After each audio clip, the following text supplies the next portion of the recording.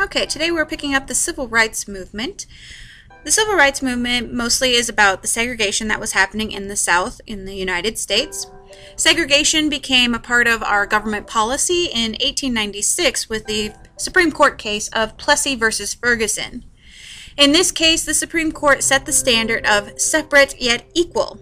It said that separating the races did not violate the 14th Amendment, and the 14th Amendment of the Constitution requires equal treatment of all citizens under the law.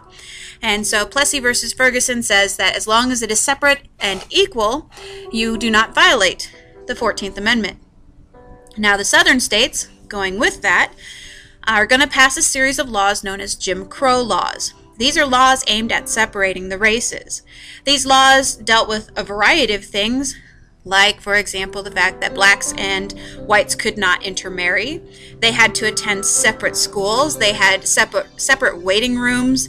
They had separate restrooms, separate elevators, separate railroad coaches, all kinds of stuff. And unfortunately, in the South, the facilities for the blacks were very inferior. So while they wanted to follow the separation part of Plessy versus Ferguson, they were not so good at following the equality part of Plessy versus Ferguson. And so many blacks are going to attempt to escape the prejudice they encounter in the South, and most of them do that by moving to the northern states. But they're still going to find a lot of racial prejudice and segregation there, in addition to a lot of resentment from the whites because they were taking jobs. During World War II, African Americans will go on a double V campaign, basically helping the army out by having a victory abroad in World War II and maybe a victory at home with helping with racial discrimination.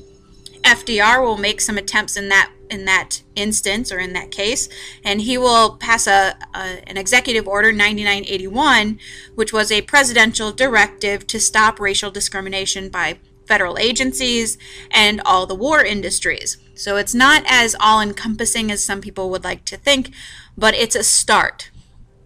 Eventually, segregation is going to be fought in the courts as organizations are going to begin to fight against it. We'll have the NAACP be organized. It was organized in the 1920s, and the NAACP is the National Association for the Advancement of Colored People.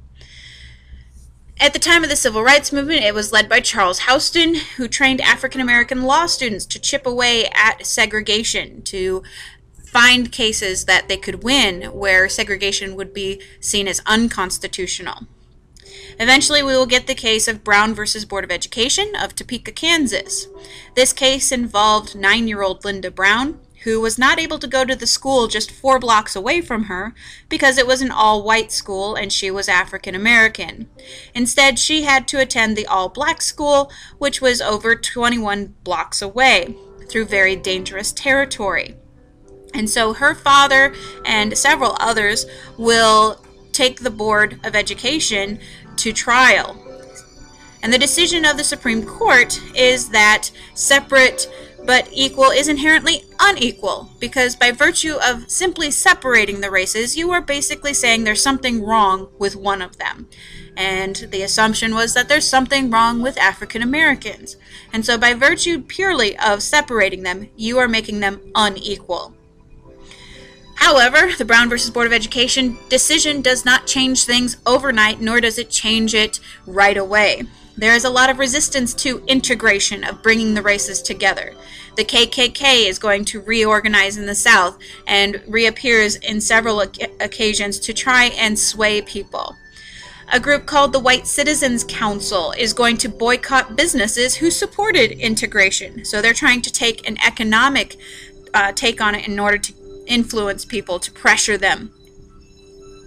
By 1955, however, a second decision is made on the Brown versus Board of Education, which says that schools must integrate with all deliberate speed. It needs to happen now, immediately. The integration will happen immediately.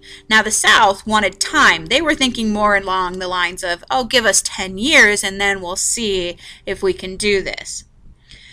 But the Brown 2 decision is going to say, no, it has to happen right away. Well, the reaction is that we're going to get the Southern Manifesto. And the Southern Manifesto is a document written by Southern congressmen and they will denounce integration and encourage Southerners to defy it, to not follow this. And so that's going to bring us to the instance of the Little Rock Nine. The Little Rock Nine were located in Little Rock, Arkansas. In 1948, Arkansas was the first Southern state to admit African Americans into its state universities. So it was already seen as a very progressive state in that it was willing to integrate. Little Rock, as its capital city, is one of the more progressive towns in the South. It had already made moves towards desegregation. And so the focal point of this is going to come with Central High School. Central High School will be the center of conflict with desegregation. The Little Rock Nine were 9 black students who were chosen to attend Central High School as the first integrated students. And they were chosen because they were smart, and they were the ones most likely to withstand the pressures because they had a good family life at home, a supportive family, and that they would be the ones more readily able to integrate into the system.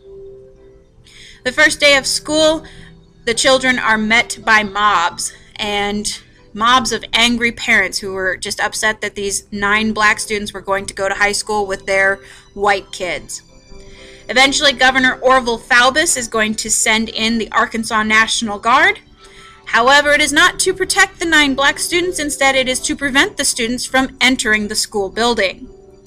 And it's at that point that Eisenhower is going to act, and he sends in the 82nd Airborne.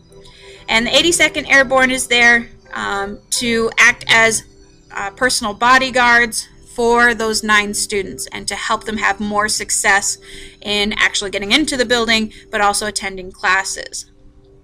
At the end of the year, Ernest Green is one of the Little Rock Nine. He's the only senior, and he will be the one who graduates at the end of the year. And there's a huge controversy about even that, because, should he be allowed to walk across the stage and receive his diploma with the white students? There was a huge uproar about whether or not he should be allowed to do that. The school itself will shut down at the end of the year rather than continue integration, and it will continue to be shut down for a couple of years until things finally get sorted out.